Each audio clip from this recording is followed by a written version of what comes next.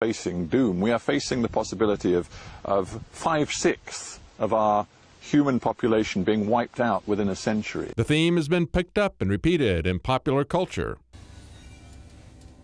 There is another organism on this planet that follows the same pattern. Do you know what it is? A virus. Human beings are a disease, a cancer of this planet. You are a plague, and we are the cure. So how do we get rid of this human virus that threatens our beloved Earth Mother, Gaia? Or, as another scientist puts it, those upright mammalian weeds. As the Church of Euthanasia puts it in their Gaia Liberation Front proposal, solutions to get rid of the human virus, like nuclear war or sterilization, just aren't as effective as bioengineering. It has the advantage that it could be done with just one person who has the right technical expertise. And there are multitudes of people with the technical expertise and the philosophical bent to do this, as Alex Jones pointed out in the documentary Endgame 7 years ago.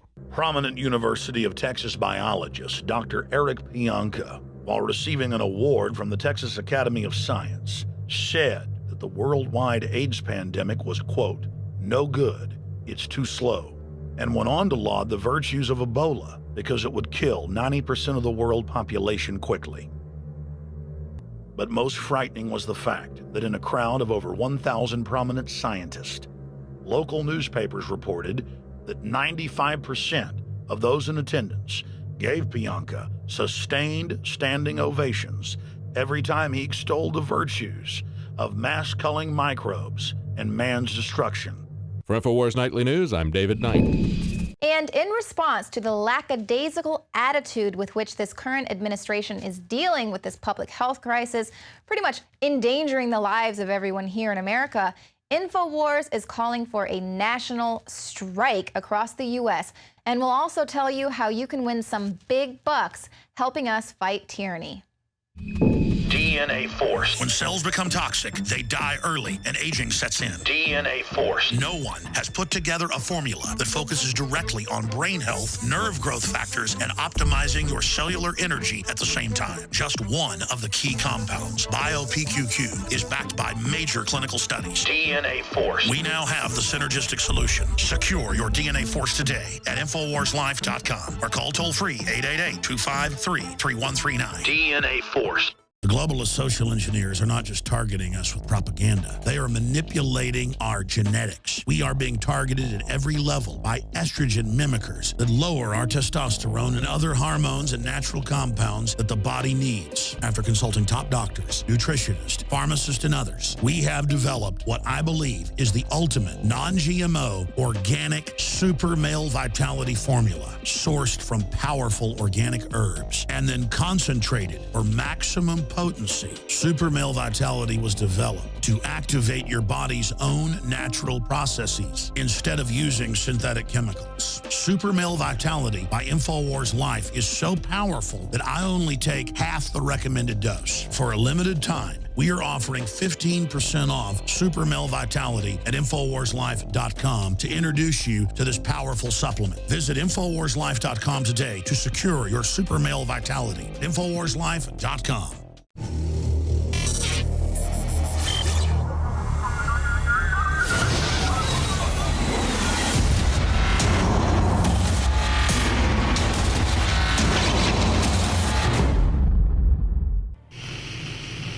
Stopping this disease won't be easy, but we know how to do it. Fighting Ebola, the president says a travel ban won't work. So why are so many countries doing it? A national strike is the answer.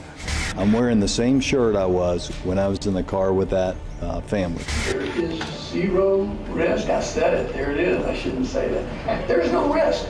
If there were any risk, I would not expose myself or my family. A national strike will force Obama and the federal government to secure the borders and stop West African flights. A travel ban is less effective than the measures that we are currently instituting. I have a question for you. Do you want to end up like West African countries that are in a stage of panic and total collapse, with the UN estimating that over 1 million people will end up getting Ebola by December? Or do you want to stop it?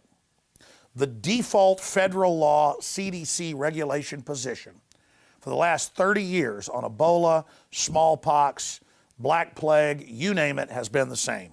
If there's a major outbreak in a country, ban travel from that nation to your country during the pandemic in that nation, and beef up security on your borders. AP reported today that African nations bordering the 5 countries hit have had no Ebola cases because more than 2 months ago, they banned flights out of those countries once it reached pandemic levels. And they put border guards with machine guns on their borders to let no one come in. 0 cases, they stopped the spread. The default setting in this country was to do the same. Instead, our southern border is totally wide open. Anybody who comes across is basically instantly legalized. The state and local jails are opening up and releasing all the illegals who are felons, who've committed crimes, because the feds won't even take them. The southern border is collapsing. The northern border is wide open in many areas, and the flights out of Africa are still coming in. Now, it was bad enough that they brought a bunch of Ebola patients from Africa here to begin with. That had never been done before. Then they put them in low-level regular hospitals, not high-level military level 4. But if that wasn't out of control enough, then they started letting people out of the Ebola countries fly here when 2 months ago, the UK, France, Arab countries, just like Africa, had banned people traveling by planes into their nations. And they set up serious screening on their borders because they didn't want Ebola. Spain didn't do that. They've got Ebola cases now. This is insanity, ladies and gentlemen. Only the U.S. and Spain are behaving like this. Central and South American and Caribbean countries have banned people from West Africa. General Kelly, the head of Southcom, admitted Africans are pouring in through the southern border, and that if Ebola ends up in Central and South America, there will be a huge exodus into the U.S. We've got to secure that border right now. But we don't have a lot of time. Once the panic starts, they won't be able to contain it. They've got to get in position now. This is default common sense. I've talked to top military brass, top virologists, epidemiologists, medical doctors on air. This is not my opinion. I've talked to Navy commanders, Coast Guard experts on disease. They say the default positions are being stopped. There is a stand down going on.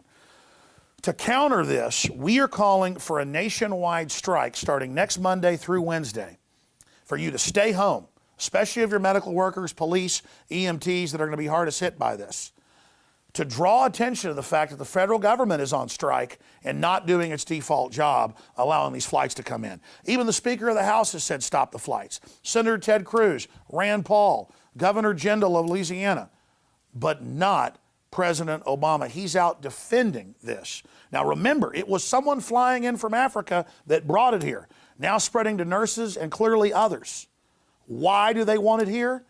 To create a bigger crisis, to get more funding, to be a political distraction from all the other scandals. And the new czar, who works for Al Gore previously, who has no Ebola background or experience, no medical training, he's an expert at divvying up tens of billions in funding to insiders to run the Ebola disaster, where literally hundreds of billions could be made, not just on the vaccine, but on the disaster itself. We're seeing a bank robbery here, ladies and gentlemen. We're seeing a crisis where the managers of the crisis are set to make billions and billions of dollars per week during this crisis that could go on for months, if not years, if it's not contained now. So go to INFOWARS.com or PrisonPlanet.com. Get the article with the hashtag #StopEbolaStrike. Send it out on Facebook, out on Twitter. Send our article with the videos of the general warning and others so that people understand we don't have to be powerless and just watch the federal government engage in criminal neglect by design. We can A, put pressure on them to take action, but B, if this pandemic gets out of control and becomes, even worse, if this epidemic grows into a pandemic, then the people involved can be held accountable.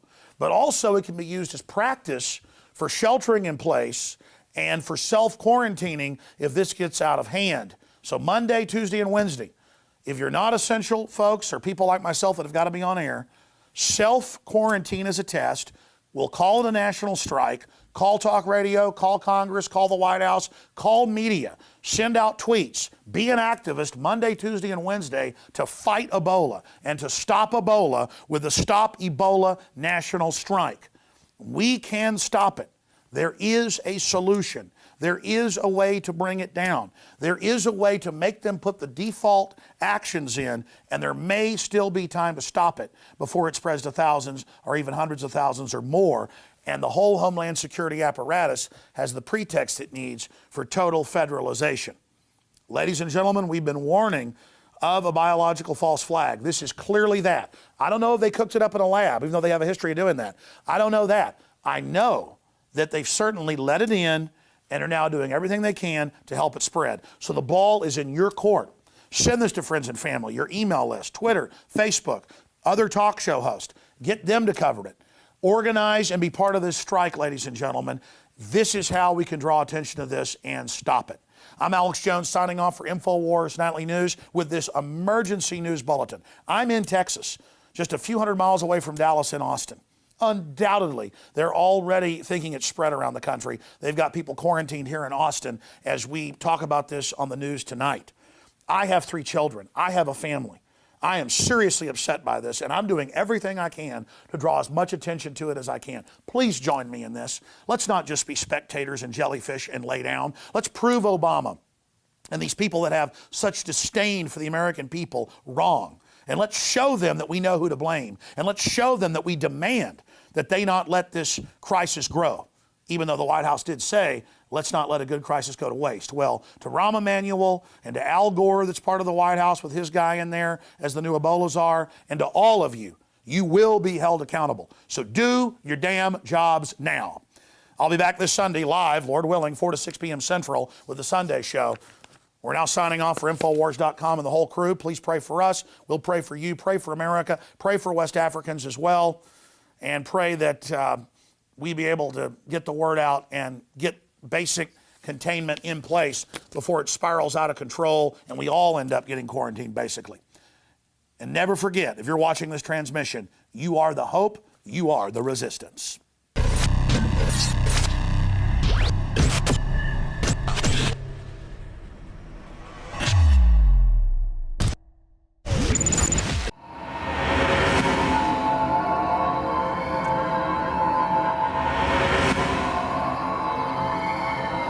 Royal Highness Prince Charles, who can trace his ancestry back to Romania's dark and distant past.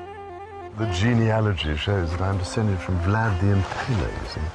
So I do have a bit of a stake in the country. As it were. Skinning people alive, forcing mothers to devour their own children. According to your own census, you killed over 100,000 people. Forgeries and lies. Do you deny that you murdered your own people? Those who broke the law were punished. What do you see as the biggest challenges in conservation? The growing human population. Because where we are, there's nothing else. And do you have views about what should be done about that? Can't you guess? We've got to stabilize the population. When I was born, there were so what's wrong with the population? I mean, with too many people. That's why we have global warming. We have global warming because too many people are using too much stuff. Back in 1997, when Ted Turner announced his historic support for the United Nations, no one could have known how the foundation would evolve and what its role would be. Today, we know that Ted Turner has delivered beyond anyone's best hopes. The UN Foundation has become the United Nations' best friend. The negative impact of population growth on all of our planetary ecosystems is becoming appallingly evident. New World Order, Mr. Rothschild? Right. New World Order? Depopulation? Oh, listen, who are you? Genocide? This equation has 4 factors, a little bit of multiplication. So you've got a thing on the left, CO2, that you want to get to 0. And that's going to be based on the number of people, the services each person's using on average, the energy on average for each service, and the CO2 being put out per unit of energy. So let's look at each one of these and see how we can get this down to 0. Probably one of these numbers is going to have to get pretty near to 0. That's back from high school algebra. But let's take a look.